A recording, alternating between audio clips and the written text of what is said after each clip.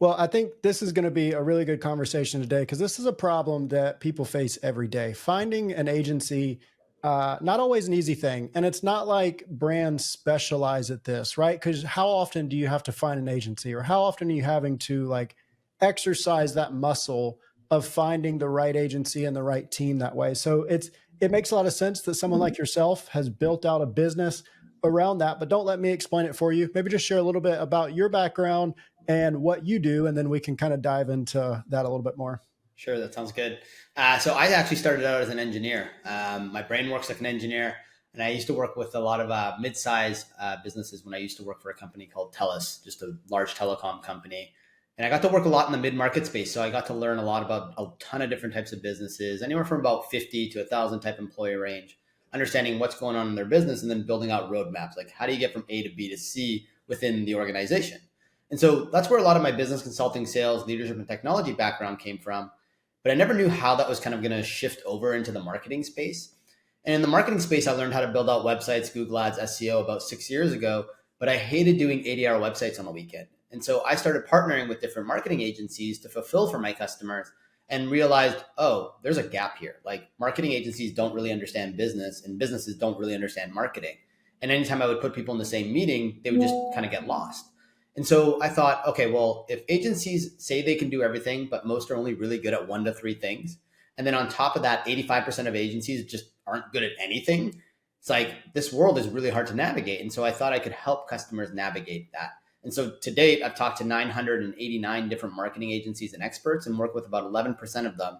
And I work as that marketing matchmaker and connector for my customers that come to me. And so you've experienced many times the hiring process. I mean, that's your 9 to 5 now or your career now is finding the right agency for the right people. From your experience, just from the high level, what are some of the most common mistakes that what are some most common mistakes brands can make when it comes to picking an agency? Yeah. So number one mistake is not knowing how long the agency's been around for and understanding like the origin story of an agency. Because if you don't understand that, you don't know that like, oh, that agency founder used to actually run Google and Facebook ads at another agency, and then they wanted to start their own. And so when they're talking about social media and some of the other stuff that's outside of that core competency, you go, oh, this doesn't align with where your expertise was, right? And so knowing the origin story, you end up finding where the expertise of certain agencies are.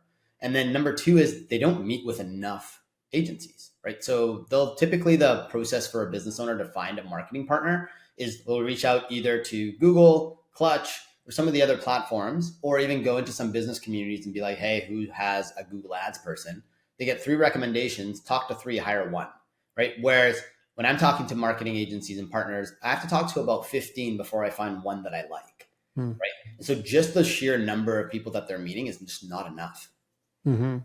And so it sounds like core competency or expertise is one thing, and that's a really common agency trait, especially for the smaller side businesses. When you notice when you start to look at like the Apples and the bigger companies of the world, they do want that multi-service or omni-channel service type agency. And I was at a meetup recently, and there was someone who had exited ownership of an agency that did 100 million a year in revenue, and they brought forward an interesting concept where there's FOMO and then there's FOMO. FOMO, fear of missing out, is where brands don't want to miss out on a channel, so they find a channel expert that way, right? That makes sense.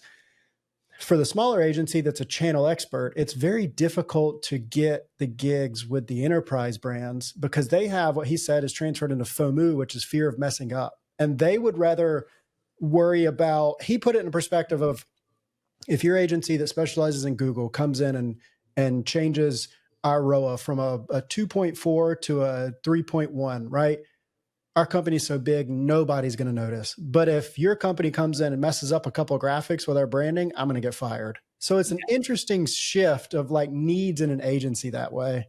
100%. And so, yeah, exactly what you're talking about. Like once you get to those larger organizations, you're dealing with like the marketing directors or the CMOs.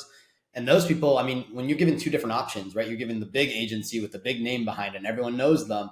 And then you're given another agency where it's like, we don't actually know them. They might actually even be better than this other agency about different things.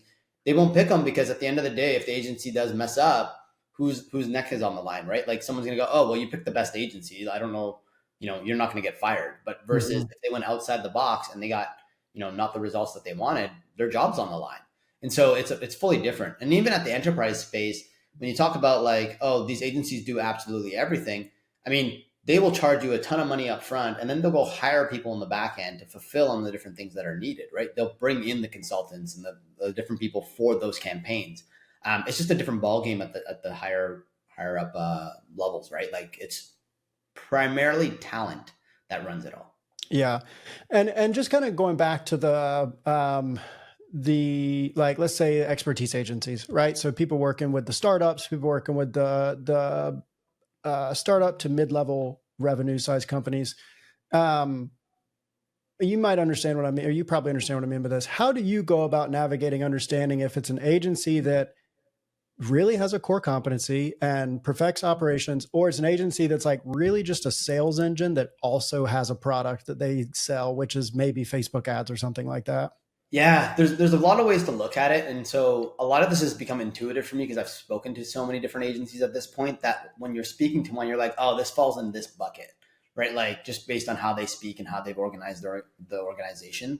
And so you kind of have to look at when you're seeing a different agencies, usually the ones that are between like 30 and 50 people, for example, like they'll niche down into a very specific core service, right? Like for example, they only do SEO and they do SEO for everyone, for example. But you'll see agencies that will then go really deep into an industry and do multiple different services for that one industry. And so you kind of have to have, the horizontal or vertical aspect of this. You can't have both. Like you can't be doing absolutely everything for all industries. It's just impossible, right? Like it just gets too custom. So when you're talking to agencies, you're just trying to understand like what they're really, really good at. And when they tell you like, they show you their capabilities decks of like, we do all these different things. One of the simplest questions to go is like, what are your top two, right? Like you just showed me 10, what are your top two? If I were to hire you for two things, what would it be? And all of a sudden the veil comes off and they go, well, it's really just these two things more than anything. And so you get a sense of like, okay, so these are the core things. If we want to hire them, we hire from them for the core stuff. And they can do the other stuff off the side of the desk, but I won't expect that it be done above average, for example. Right? Yeah. No, that makes total sense. And, there's two sides of the fence. There's making sure the agency is the right partner, but it's also making sure that the brand has the right resources and leadership and capabilities and planning and all that good stuff. So what do you see as being some common opportunities on the brand side to make sure they're setting themselves up for success to have an agency succeed? Because not all projects succeed. And it's, sometimes it's just the happenstance versus like specifically an agency not being able to deliver that way. 100%. So I think brands have to think about agencies as execution arms, not strategic arms, right? So your business should know what your business strategy is and what your goals are, and then tie a marketing strategy to that. Once you know what your marketing strategy is, then you can start going and hiring the agencies that you need to fulfill on that marketing strategy. I think you'll be way more successful that way than going into an agency and saying, we're trying to get to X. How do we do that? Right. And basically what you're going to get is whatever the agency knows how to do. Yeah. Right. Exactly. And so you have to go in with what you need. Number two is if you're a founder of a business, 7 or 8 figures, and you don't have someone in the marketing seat within the organization, it's going to fall on you. Right. So bring in like a fractional CMO, have a marketing director in the company so that you can actually offload. Like once you start bringing in 2, 3, 4 different marketing partners that are outsourced, like you don't want to be managing all that because you're already managing your whole team. And then you're going to manage marketing and finance and operations. Like you need to offload quite a bit of that. And if you're allowed to offload it, you're giving people dedicated time and resources to actually work with those partners to actually be effective. And so that's another thing that you typically see that a brand can do to really just like move things a lot more forward in a faster way. Yeah, I agree 100%. We've seen that. I think just kind of echoing some of those opportunities. I think when there's not a CMO in place, oftentimes, so let me actually backtrack a little bit. You hear during the sales process, we might want a centralized agency, so strategy centralized, right? Which can be just other language for it's not going to be centralized on the brand side. So we want the agency to handle everything. And when there's not a CMO and all of the check-in calls are completely separate, the Facebook ad team checks in on Tuesday and then this team, it's like there really is no centralized strategy. So it's difficult to grow. And another thing that we've noticed um, that can hinder brand growth, just like you're saying, is like if you hire a paid ad agency to start dictating a lot, yes, they might be able to figure out your brand messaging and your offer. They might, now that creative strategy is so important, but they also might not, because really they're focusing on ROAS. They're not always focusing on long-term growth.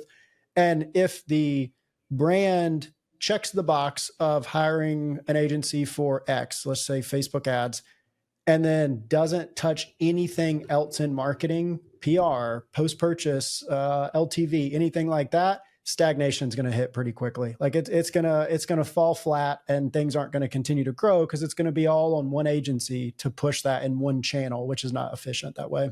Yeah, I couldn't agree more, because what you're talking about there is the difference between advertising and actually marketing, right? Yeah. So if we're choosing one channel and that one channel grows, great, but how much can you push that channel before you get limiting returns? It's Mm-hmm. the way you build a brand is multiple touch points being around in every single channel, right? So it's like if your Facebook ads and your Google ads is working, great. Like reinvest some of that into your SEO, reinvest some of that into PR, reinvest some of that into social media. Because once people start seeing you everywhere, then they start going, oh wow, this brand is doing really well. Like they're everywhere, they're doing everything, even though it might not be true. That's what the perception becomes. Versus just all we do is we see these guys on Facebook, and that's the only thing, that's the only ads they run. And so you can't run a business that can scale over time without doing proper marketing. Yeah, it's you can call yourself a marketer all day. Facebook ads can be marketing, but nobody like remembers what were the Stanley Cups or something like that from Facebook ads they ran, right? It's from marketing they ran. Facebook ads is really like a sales funnel. It's advertising, it's sales strategy. It's not necessarily a channel that's going to build a brand to create conversation around things that are happening and go forward that way. And on the inverse, brands can grow. And one thing you mentioned in our pre-recording conversation, which I've definitely heard other people talk about before as well, and is there's times where an agency can get you from point A to point B, but that same agency might not be able to get you from B to C and C to D in your growth path, right? So they might be able to get you to 1 million annual, but maybe they can't get you to 5 annual or 25 million annual or something like that. What are, from your perspective and from your experience, what are some of the indicators that it's time to start looking for a new agency to get you to a new level of growth? Yeah. So typically you'll know when you start outgrowing an agency, when they're just kind of limiting returns. Like you ask them questions and they don't really have any good answers. Gotcha. They don't know how to kind of think outside the box and get to that kind of next level.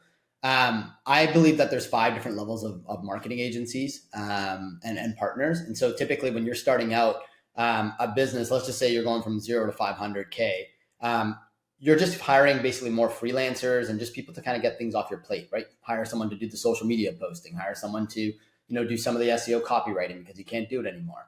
Once you start passing that like 500K mark and you start going from 500K to like 3 million type mark, this is where you start looking for more value-based agencies. This is where you start getting those agencies that have 1 or 2 core competencies that are the main things that you're doing. And then they do some things on the side. And I call it value-based because 1, you'll get your core things and then you get some other stuff. And so you're able to move your marketing from like a 0 to 3, as we kind of talked about, right? And then once you kind of get past that $3 million mark, this is where it starts getting interesting because you start bringing in that fractional CMO. You start bringing in some internal resources because now you need to start piecing together either different partners or different in-house resources to kind of get to that next level. And this is where you start getting more of those niche partners, right? Like the guys that only do SEO, the guys that only do Google ads and Facebook ads, or people that just focus specifically on creative. But it's the gluing of all of these together that allows you to get to that next level of scale. And then you have kind of your 4th level marketing agency partners where you now are in that 8-figure range and you want them to manage multiple aspects of the funnel, right? So there are certain agencies that will say, we'll take care of the paid ads, we'll do the landing page optimizations, we'll do conversion rate optimization on those landing pages, and we'll take care of the email marketing. Because if we don't take care of all of it, we know it's not going to work, right? But now you're spending $10,000 to $20,000 in retainers because essentially you have a team of like 4 different pods running and working together to basically run your business. And then you get into the enterprise space, which we talked about before. Those are the big contracts, big names, and it's basically just like human ran like machines based on hiring really smart people to create the campaigns and the strategies and then hiring the people in the back end to run it. And so that's kind of like the evolution that you have. That makes total sense. And when brands are coming to you or companies are coming to you to work together, how do you go about navigating budget conversations? We don't, I don't have exact math because it is different for every business, I think. You might say otherwise, but we generally say like, you definitely don't want your agency fees to be over 20% of your ad spend, right? Because it's hard to reach net profitability that way. But is there any hard and fast rules or just kind of like general guidelines you follow to understand cost when you're associating the value of an agency? Yeah, no, it's super hard because every agency has different pricing models. And so Mhm. when I'm working with a customer, I'm trying to understand like where they're at, what their margins are at, like how that all plays in together to be like, what is the best pricing model that makes most sense for this type of business? Ultimately, as a business, like you need to understand your margins and you need to understand your profit margins so that you know that when you're hiring an agency, like you're not going to get blindsided. I see a lot of businesses get really excited about like the rev share model. We're like, cool, like, we're at a certain revenue range. If you come in and you grow it, we'll give you a percentage. And then all of a sudden they go, oh, wow, they killed it out of the park. And we're paying them how much now? Mm. Right. And that is really a hard pill to swallow. And so typically they'll end up leaving that agency because they just don't want to pay the rev range moving forward, which you always hear businesses say, well, I want the performance model. When that performance works, they typically don't want that model anymore. Mm. They only want it when it's not working. So for a business, I think there's different pricing ranges. I actually have a pricing benchmark guide that I created. It's on my website if people want to grab it. But after vetting over the 900 agencies, I basically said, hey, look, like this is the ranges for like SEO. This is the ranges for social media. This is the ranges for fractional CMO. Your small, medium, and high end. And that way you can at least get a sense of like, if I'm talking to an agency here, oh, they're on the high end. Okay. Are they doing more work than what an average SEO agency would do to validate that we're spending that much money, right? And typically, for example, on like the SEO front, if you're hiring someone that does like really high end SEO, they have like PR teams in house, right? So that they're able to get you the higher domain authority backlinks, or just like backlinks that have a ton of traffic going to them. They're doing a ton of content, right? It's not like the one or two blogs, but they're doing multiple different blogs and content. And then how are they amplifying that? Like, are they getting it on Quora and Reddit and different sources? Like, you'd be able to match like, okay, this is how much they're charging, but they're also doing this much work compared to what a normal SEO agency would do. Yeah, no, that makes total sense. And, last main question I have for you here before we wrap up this conversation, you talked briefly, or we spoke briefly about sometimes, agency can get you from 1 million to 5 million or 5 to 10, but they might not be able to get you to the next stage, right? So that's an indicator that it's time to switch. And that's something that agencies could know to look out for, of like knowing your limitations, right? Being real with yourself. One thing that we've seen is normally when a new decision maker, a new CMO, for example, comes on board, that next 3 months is really like the chopping block for any and everybody, right? Anybody that's an external partner, like that's when you realize you're either there or you're not. Any other common triggers that you've seen that is beneficial for agencies to know when it comes to time for transition out, or things that cause that transition out? So you've nailed two of them, right? Like when people change, staff change, that's like typically when it happens. So you need to show your value like all the time and Mm-hmm. build relationships that are not just one to one. Like whenever you have a company that you're working for, you want to be one to many, and that's what a Mm-hmm. lot of agencies don't do. They'll say, "Oh, we just talked to the CMO," but yeah, the founder is going to make the final decision at the end of the day if things are going to be swapping out. And so you need to be able to keep real relationships within the company. Typically, if a business is getting bought, that's another time. It isn't like, say, a VC comes in and buys a company, and I've seen that before. They'll remove the marketing teams because they have their own in-house marketing teams that they run as part of the VC firm. So that's another like one of those like key events. And then some customers actually just they'll switch out their partners every year and a half. Like it's part of their thing. Like it just brings more like life and more excitement when we swap it out because other people come in with new ideas and things like that. And so if you kind of are sensing those types of customers, for example, I have one of them who's like, B, like every time you give us someone, we're likely going to keep them for a year and a half and then we're going to swap them out.